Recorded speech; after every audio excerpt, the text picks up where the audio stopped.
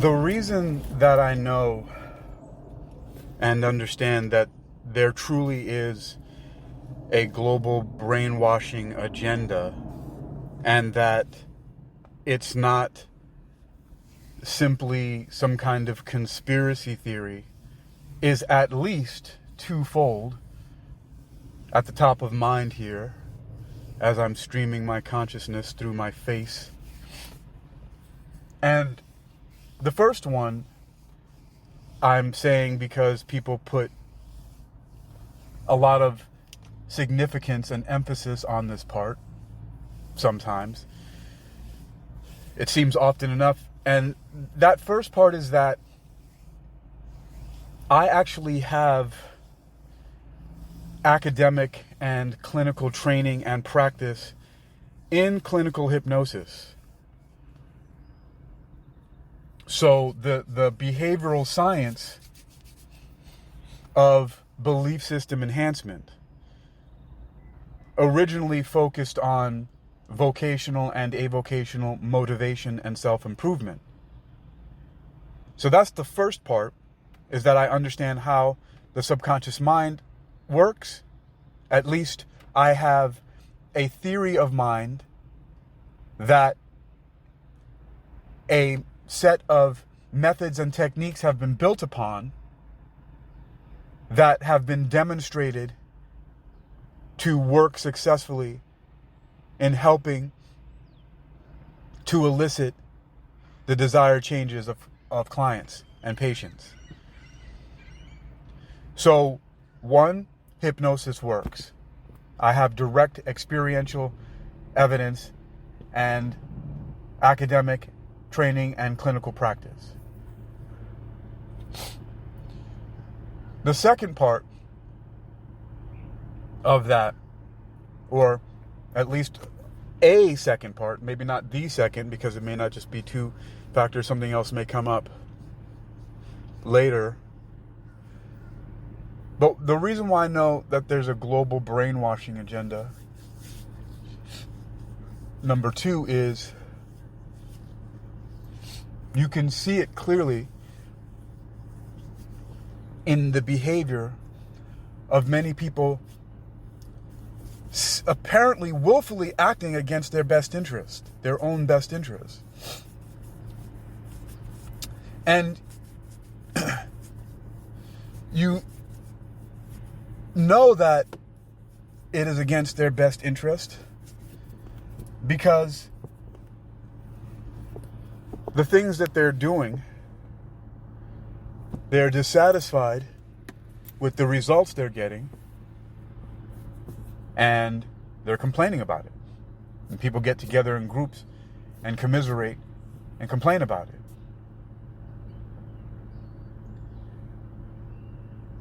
And it's the actions that people are taking that are causing them to feel.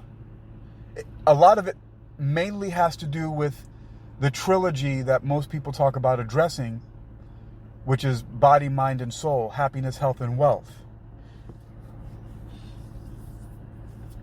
And those different things like that you hear talked about often in the personal development, self-help, life coaching, all those kind of things, right?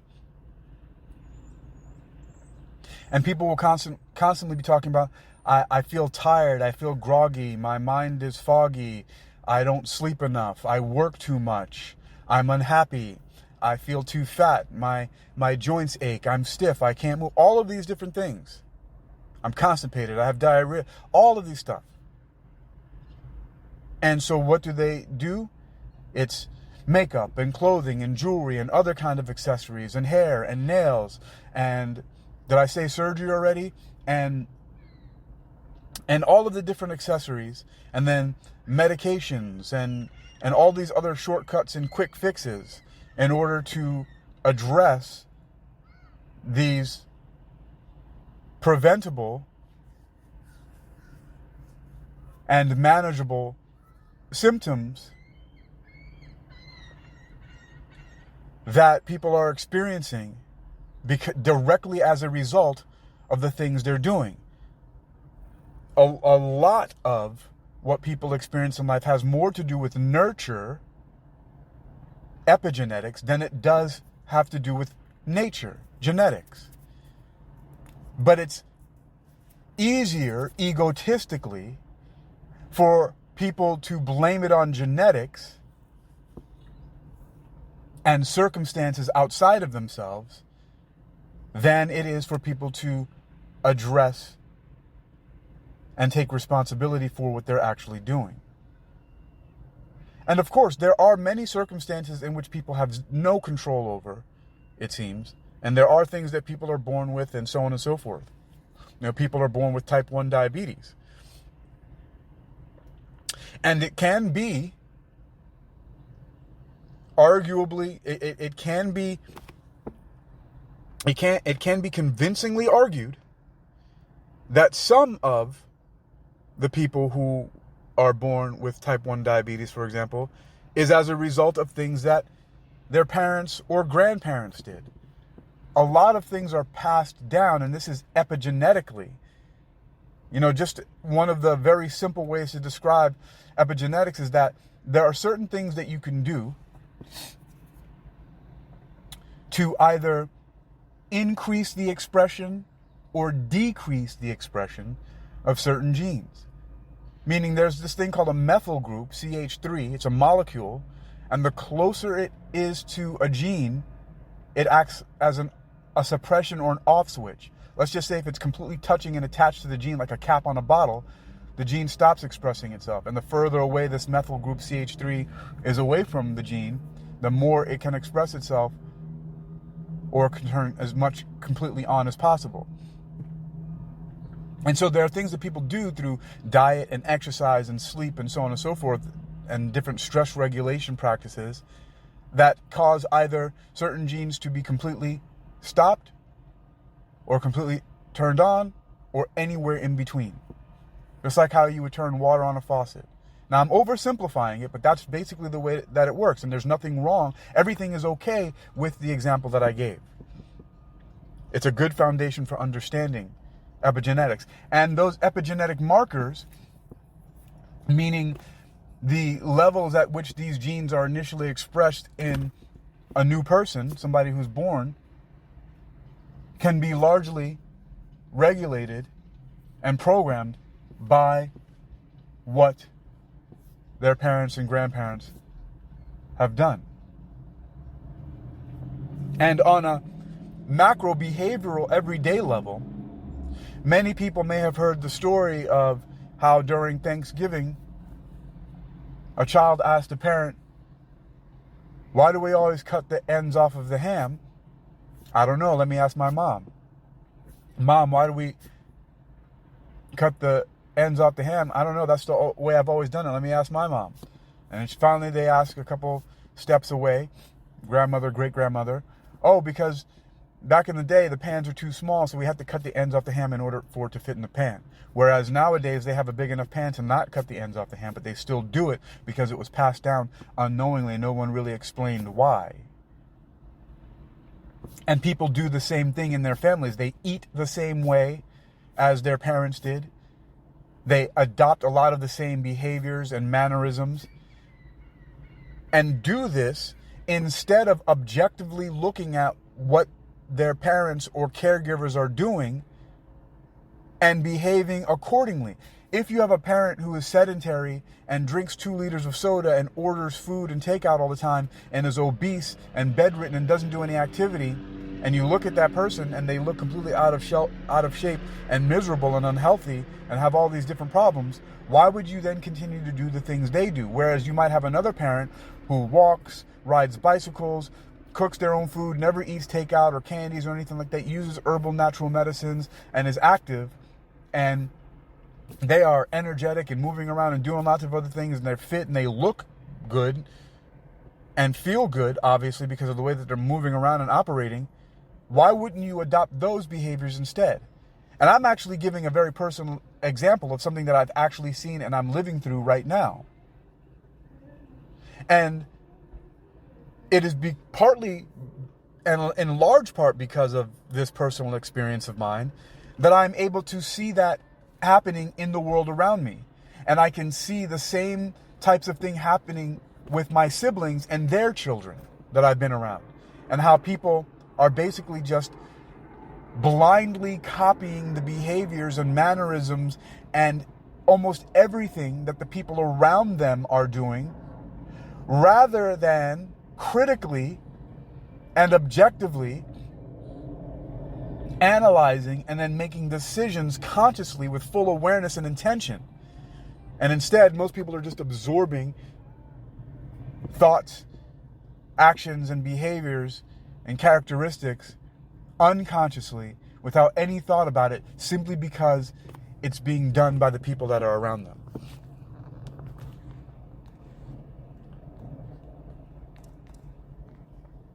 And this happens a lot more often than not. And continuing out more broadly from the familiar and the familial, from family and those in your immediate sphere, those who people are immediately influenced by, in NLP and other circles, you'll hear psychologically that we operate at the sum total of the 5 to 7 people that we mostly associate with. And I've also learned and know for a fact that it also has to do with those 5 to 7 that you don't necessarily have to associate with in person, but it can be through the books that you read and the different various types of media that you consume. I know because that's how I operate. And I've done that experimentation, and I know for sure that's exactly what it is. We can self-program because we are programmable. That's a matter of fact. And a lot of people want to reject that because when they learn that we are programmable, they think that they're giving up control, when actually the rejection of that is itself the relinquishing or the giving up of control. Because when you are not behaving and operating from what actually controls your programming, you are allowing yourself to be programmed by others whose intention is to do exactly that, to control your behavior. And this has been learned.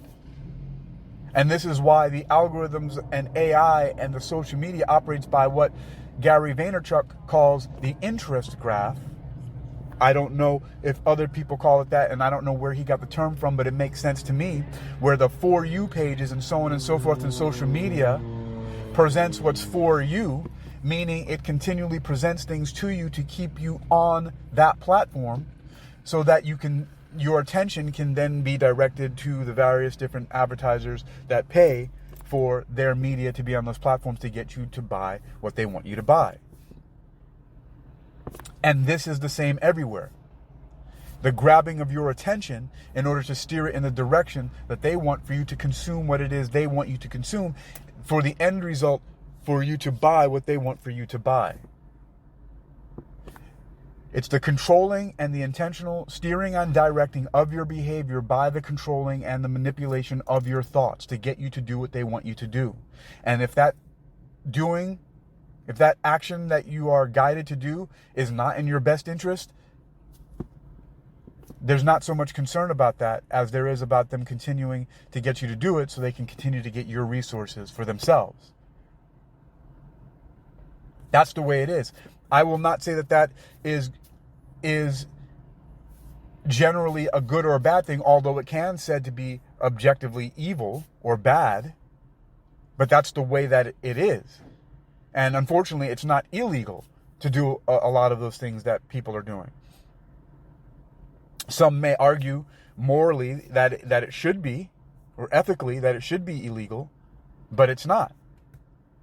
And it is something that continues to happen, this global brainwashing agenda, in which many people are continuing to act against their best interests because it is happening unconsciously and people are being manipulated emotionally. A lot of people do not want to stand out from their peers. They do not want to be the odd person out of the crowd. They do not want to stick out. People continually fear ostracization or to be excommunicated, to be made fun of, to be pointed out, to stick out, which is why so many people follow the crowd, even though what the crowd may be doing is against their best interest. Even though when everybody is basically smoking crack, they're going to do it too because everybody else is doing it, and they don't want to be laughed out of the crowd. A lot of people are afraid to be alone, even though there's a really great song that says, it's not right, but it's okay. I'm going to make it anyway. Pack your bags up and leave. I'd rather be alone than unhappy. But a lot of people are acting against that. A lot of people would rather be unhappy with people. For some reason, they are more comfortable with the familiarity of being around other people who are like them. Somehow, rather than being functionally healthy, people are preferring to be dysfunctional and unhealthy, but egotistically and emotionally safe in that everybody else is doing it. And that's the gotcha. That's how people are gotten. That's the enslavement through brainwashing, through mind control. Is, for example, I am in large part a major outcast and misfit because of the fact that I am operating and living my life physically and mentally and in many other ways at a high level. If we just focus on my physical fitness level, about how I'm jumping around, spinning, doing tornado kicks, running, climbing, squatting, jumping, all of this stuff, with a high level of mobility, strength, and endurance. And many other people, and I see it happening all the time. I'm very observant, although I don't respond to or point out to people that I'm noticing these things. But people all the time, there are people who get very uncomfortable. Sometimes they giggle and laugh and point to their friends. Like if I happen to be squatting down somewhere, that's funny to people. That I can squat all the way down to the floor with my feet flat on the floor and my butt almost touching the floor, and I just sit down and relax like that. Some people are uncomfortable with the fact that I can just hang out doing that. To me, that's crazy. That people are not able to function at their highest level and do certain things with their body and move and play like a child. To have full control over their body. When you are imprisoned inside your body because of the decisions that you've made, I don't think that's funny. That's actually sad. That's actually very, very sad.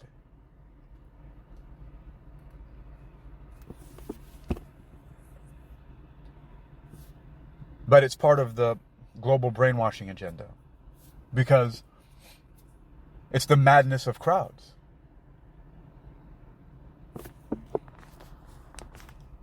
That is the evil arm of capitalism.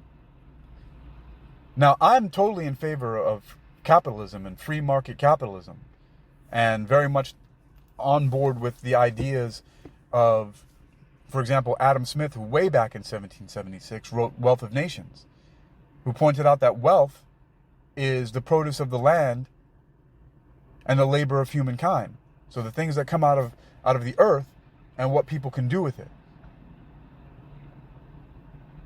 And when you can do things that are functionally healthy with that, that is wealth. One of my websites that's 19 years old now is exercisingyourmind.com and still holds the title that says, Great health is the truest of all wealth. First it says, wealth attraction research. Great health is the truest of all wealth. Because that's the wealth that I was pointing out to you almost 20 years ago. That great health is the truest of all wealth. Which started in 2006 on my previous website, Hypno Athletics. And the whole tagline was, hypnoathletics is exercising your mind towards universal harmony and spiritual wisdom through healthy living and self-defense. And that is a huge part of wealth, being able to be in as much control of my body as possible right now and having this athletic and functional longevity. Because I went against the grain. I did not repeat and copy behaviors of people that were unhealthy. When I was drinking alcohol and smoking weed and partying with people, staying up late, not sleeping, doing all this crazy stuff, over consuming sugars and doing all these crazy things, I could not, it was, for me, it was unsustainable. Because those kind of activities, going to the bars all the time, drinking, doing all that stuff, was getting in the way of the things that were really fun to me. Being able to do cartwheels and flips and spins and kicks and run and jump and climb and ride my bike and all that stuff. And then to play the guitar and sing, to have the time to be able to do that and not be hungover for 3 or 4 days in pain because of a night out of drinking wildly and undersleeping and not really getting real sleep because of the alcohol and all the other stuff like that. And I would rather have been writing poetry and or reading books, playing my guitar or other instruments and singing, and practicing martial arts or some other physical activity. That's my life. I sum it up as metaphysics, music, and martial arts. That's what I do. And those things have kept me functionally healthy for a long time. But that's going against the grain. Because those are the things that I invest my time and all other resources into. Not into those other things. My resources do not get steered towards mindless binge watching while I'm sitting around drinking a beer and eating pizza and just basically doing nothing. I don't say that everything has to be transactional and for some purposes of building a business or, success. No, because there's a different kind of success, and it's a longevity success. It's the ability to continue to be childlike, which I distinguish from being childish, because actually, now that I'm thinking about it, the childish thing to do is to follow along what other people are doing, even if it destroys you. Whereas childlike is continuing to play and be free and be defiant and be your own person and do what pleases you and what is good for you without hurting other people, of course, but what's in your best interest. Remaining healthy for as long as you possibly can. Being able to play for as long as you possibly can. Instead of waiting for some time when you can retire so that you can then go and play again. No, you play all your life. That is the key to real, sustained, maybe not happiness or joy, because you don't have to be that all the time. There's moments of that. Right? But it has to do with a certain level of satisfaction. Knowing that you have more than enough. I have more than enough. I mean, the ability to be able to go out and swim in the ocean and run on the beach. Just being able to do cartwheels and back handsprings and to run and jump and climb and play. Like, to do that now. It's so crazy for me to even think this now sometimes, but this year I will be 49 years old. Almost a half a century years old and outperforming people literally half my age who often come up to me and say, well, there were 2 cases of people who said, how can I get like you? They used the same exact phraseology in 2 different places, once in Chesapeake, once in Virginia Beach. And then people continually come up to me when I'm in the gym and ask me all kinds of questions. How old are you? Wow, that's amazing. Da, da, da. All these different things. I don't think about it like that, about I'm healthy and mobile for my age. Just I'm just healthy and mobile because I want to be. Because those are the choices that I've made. But the global brainwashing agenda will convince you that it's better to fit in with people who are on a wide path of self-destruction than it is to be a lone wolf who is still running wild and free. That's the problem right there. It's very, very simple. You have to ask yourself the question, why are you continuing to act against your own real, true best interest? Why are you following a crowd that has accepted that your chronological time has to synchronize with a certain type of biological degradation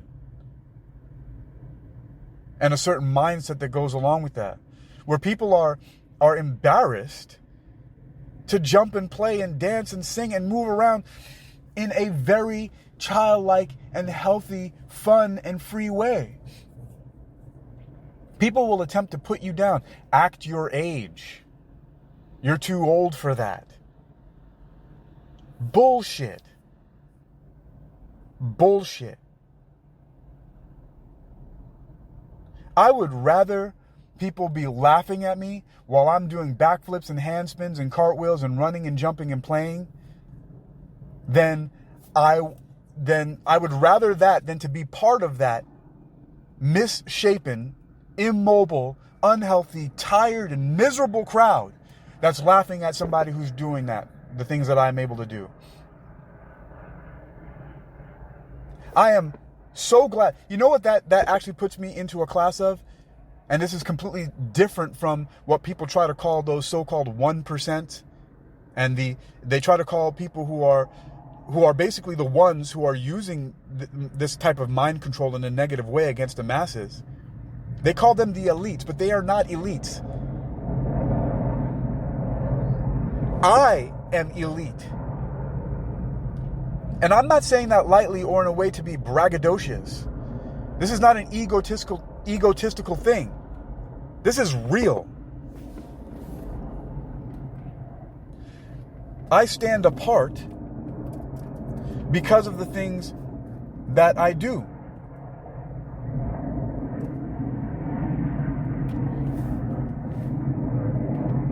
I'm part of a select group that is in fact superior in terms of ability or qualities to the rest of the group or society, because I'm well-rounded. And again, I'm not putting people down. People will be hurt by me saying this or try to attack me because of saying this, because it hurts their ego, because they know that they've put themselves in a compromised position and do not want to take responsibility for the fact that they are incapable when that is completely preventable. You can address your insecurities through practice and training and learning and education and understanding and persistence and being consistent and resilient. It's a very simple thing. It's a very simple thing to practice martial arts every day, to learn about the ingredients that are in your food and be very selective about how you eat and when you eat. It is a very simple and straightforward thing to choose the types of books and other media that you consume. It is a very simple thing to be very selective about the people that you put yourself around. It is a very simple thing to choose whether or not you're going to practice breathing or any other type of meditation or any other type of spiritual practice that really has your best interest in mind, that actually really truly steer you towards living a functionally healthy lifestyle. That actually through the things that you're doing, through the practices that you engage in, you are actually able to do things, which is function is greater than form. Most people look at it because of the crowd, following the crowd, that form, they say and act in a way as if form is greater than function. And what I mean by that, once again, is the same thing I've been saying before. Form is the superficiality, what's on the surface, what it looks like and how you fit in with other people. The makeup that you're wearing, the accessories that you have, the brand names that you're flashing in order to try to please people who really don't give a shit about you in the first place anyway. And you're spending your money and other resources of time and everything like that to acquire these things, to put out a false signal that you're worth something, that you're valuable, that you're successful, that you're part of the in and hip crowd, when really it has no sustainable longevity of any kind and is not functionally healthy. It does not help to impart any type of high standard or higher quality of life. It's simply a superficial signal. It is fake. And you have been brainwashed to fall into the comfortable familiarity and accept and conform to that fakeness. Your consent has been manufactured. Your sovereignty has been stolen. And you have been conditioned to ostracize and outcast, or to idolize and put upon a pedestal and call celebrities those who possess those qualities that you do not, or at least who are putting on the best of the shows in a similar way that you might be doing. But then still people will attack the celebrities. And maybe in this day and age, rightfully so, with all of the allegation things that are coming out, with a lot of these really horrible cases and connections that have been found with the so-called elites of the world and world leaders and the circles that a lot of people have been running in. But that's who's controlling you.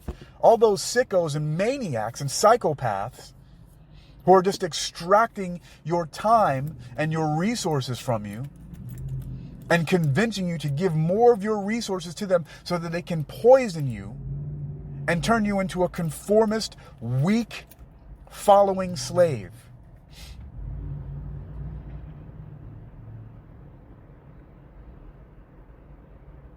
And so that you will find it more acceptable to look at someone like me with disdain and fear, and then attempt to rationalize and justify your insecurity by attempting to put me down because you fucking suck.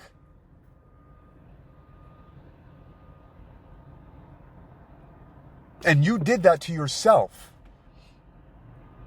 And instead of looking at it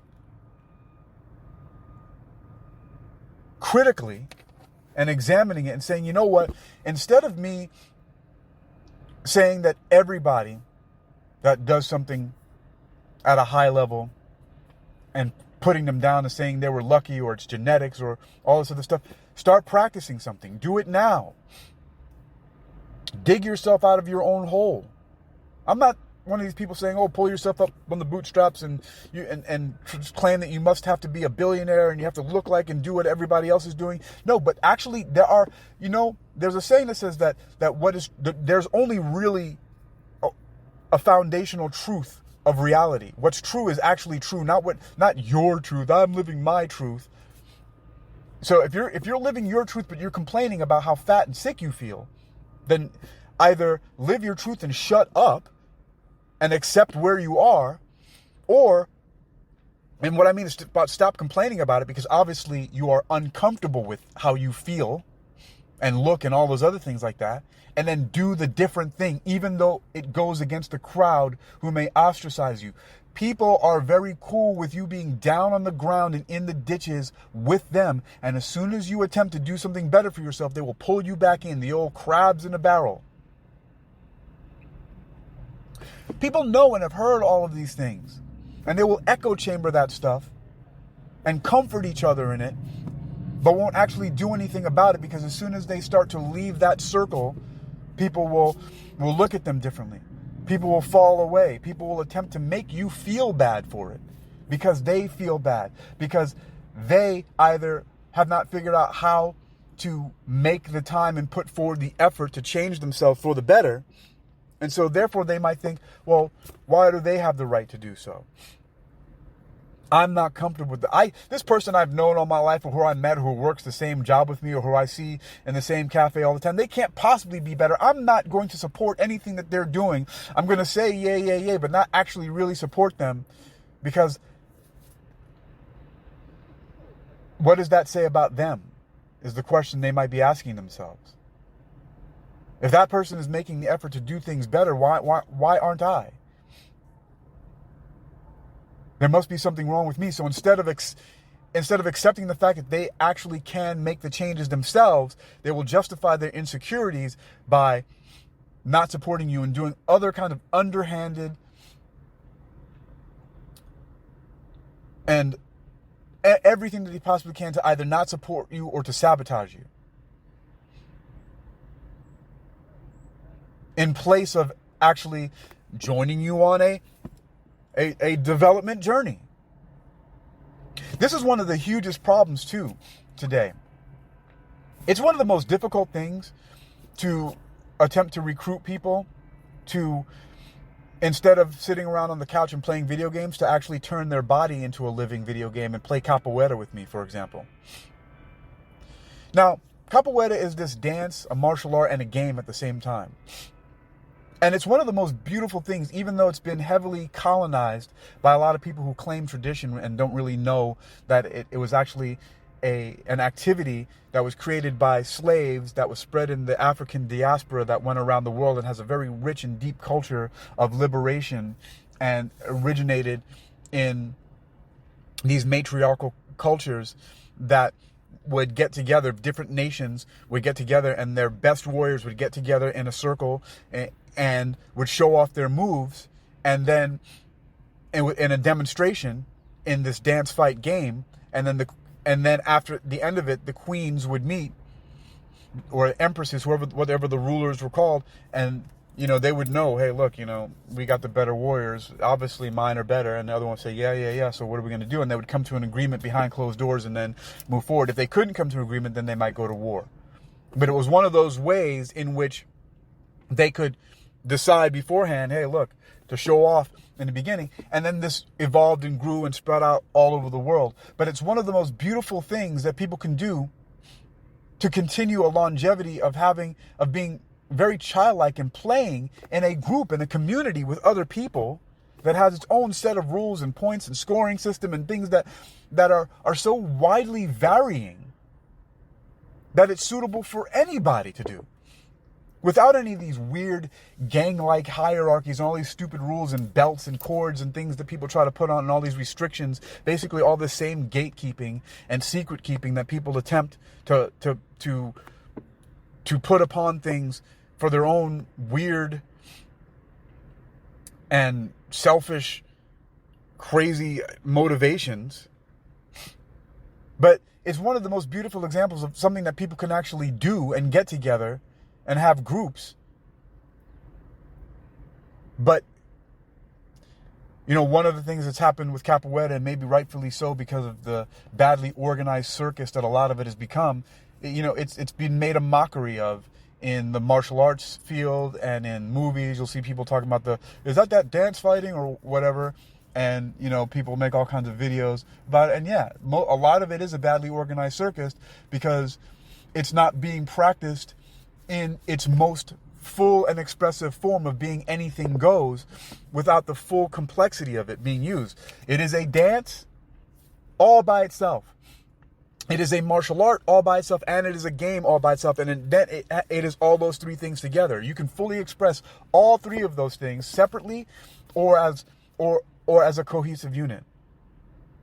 You can develop high levels of skill in each one of those, and people will vary in their skills in each one of those. There'll be some people who can use the martial side and compete and teach self-defense effectively, and there are people who will dance and use it to go out clubbing and do whatever, or perform, and there are people who play the game who do it with other people to have fun, just like how people get together and play soccer in fields by themselves or in small leagues or even just amongst friends. There's so many aspects of it, so many things that people can do. But the whole gatekeeping thing is just another part of the global brainwashing agenda. That's what I'm calling it. I know it sounds sensational, but it's real. And it's unfortunately real. And the point is that so much of what is being taught to people and made acceptable is actually going against what people actually want and truly need. And that is to enjoy their life, enjoy their lives, to have a high quality of life. And you're not going to do that by conforming to dysfunctional, unhealthy practices. That's not speculation. That's not guessing. That's a fact. It's irrefutable. It's empirically valid. We've long known that eating healthy and being active is a way to preserve longevity and have a high quality of life. Beyond so many other things that you can do. You don't get those things by spending your money on brand name clothes and makeups and jewelry and other accessories and other things like that. You can have a lot of money and have those things and everything like that, but if your body is unhealthy and you're unhappy in those things, you're basically just surviving in luxury. Wouldn't you rather have both and all of it? Because you can have more. And I would argue that it is better to focus on the happiness, health, wealth side of it primarily and use that as the foundation for your professional and financial and other types of success. Because in the long run, you're going to be better off for that than if you opt for the shortcuts and these other different things that are really offensive to your existence.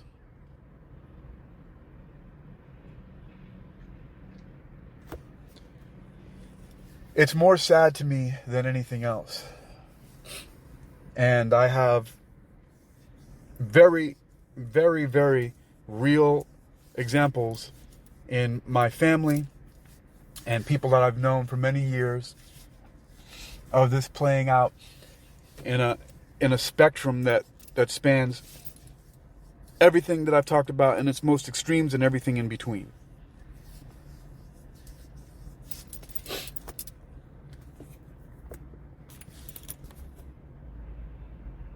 And I know that more of this has to be said over and over and over. From my understanding of clinical hypnosis and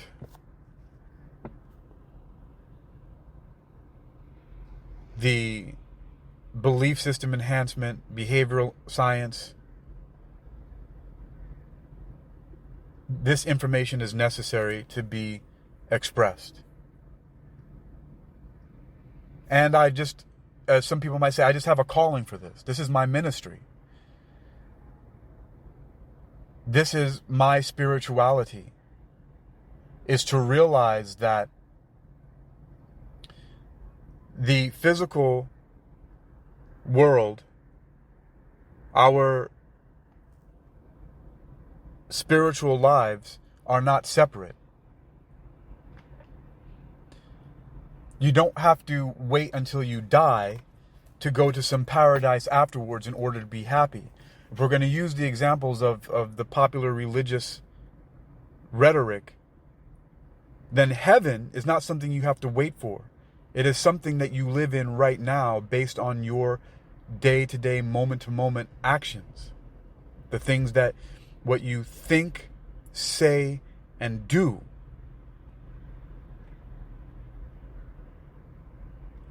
And I have proven to my own satisfaction and that of many others that this is true.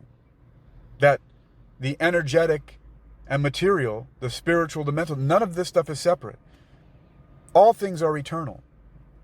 Einstein's equation will tell us this. E equals mc squared. Energy, the conservation of energy, the first law of thermodynamics says that energy cannot be created or destroyed. It just simply changes form. The same thing, mass, on the other side of the equation. E equals m, that m is for mass. There's a conservation of mass. Mass is not created or destroyed. It simply changes form. And the rest of the equation, c squared, c is the speed of light, and squared means time multiplied by itself. Meaning you can get energy out of matter and matter from energy. They're interconvertible. You can change one to the other and back and forth. They both are interconvertible. Matter can become energy, energy can become matter. They're the same thing. And interestingly enough, they both are conserved. They are not created or destroyed.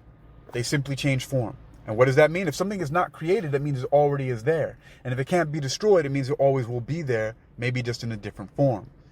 That is synonymous with eternal. Reality is eternal. No matter how you look at it. Our Big Bang may have been the beginning of this particular universe.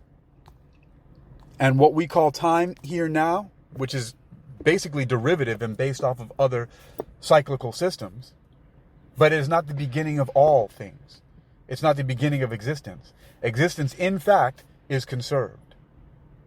Existence always was, is, and always will be. All knowledge and all power is in all places at all times. That's my eternality axiom. So, all of this is to say, going back to my original thought, is we truly must understand that acting against your own best interest does not seem to be your own original thought. There may actually be some kind of global brainwashing agenda, not in a conspiratorial way, but in an opportunistic way, where some groups of people have found that using certain techniques of persuasion can steer you to sacrificing your overall well-being so that you can generate resources to funnel to them in exchange for more things that are going to distract you and contribute to the sacrifice of your well-being. But it does not have to be.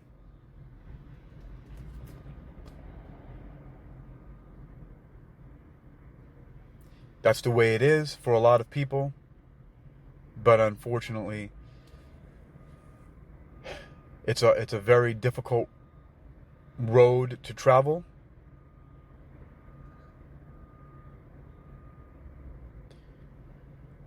But it does not mean that it's not one that you should make your best efforts to travel, because in the long run, your heaven can be here on earth, which is the point about me talking about eternity. That in the long run, you don't have to wait for some time. Your spirituality, your psychology, and your physicality are here and now. They're all one. You don't wait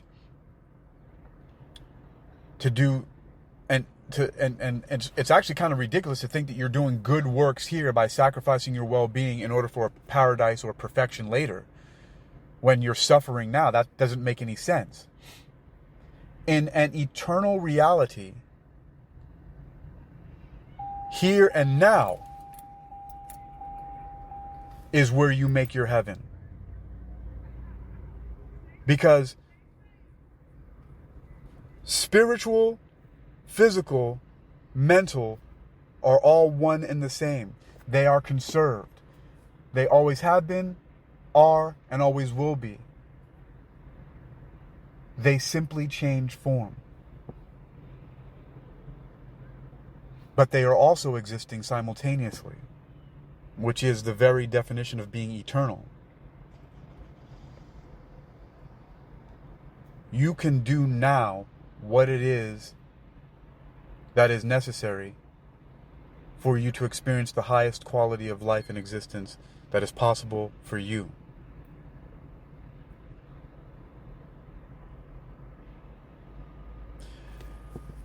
I am Hakeem Ali-Bocas Alexander. Hypnoathletics, Uniquilibrium, World Reading Club, Kappa Geta, the One Person Enterprise.